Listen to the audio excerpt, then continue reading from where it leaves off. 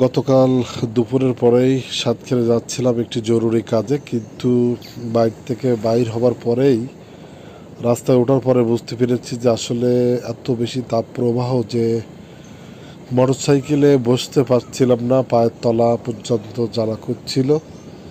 এবং এই প্রচণ্ড গরম, যে গরম শুধুমাত্র যারা বাইরে রয়েছে তারাই অনুভব করতে পারবে।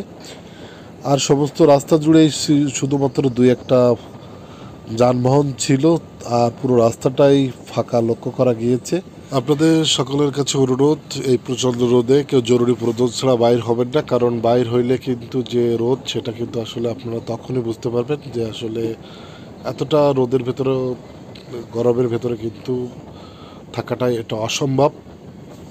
আপনাদেরকে আরও একটি মেসেজ দিতে চাই, সেটা হচ্ছে আমি সাতক্ষীরার যে আবহাওয়া কর্মকর্তা রয়েছেন, আমি তার সাথে কথা বলেছি। তিনি কিন্তু জানিয়েছেন যে এখন যে তাপ প্রবাহ চলছে সেটা আরও 1-2 সপ্তাহ থাকতে পারে। তিনি আরও জানিয়েছেন 2-1 দিনের ভেতরে হয়তো বা দুপুর নাগাদ যদি কালবৈশাখী ঝড় এবং বৃষ্টি হয় সেই ক্ষেত্রে কিন্তু একটু তাপমাত্রা কমতে পারে।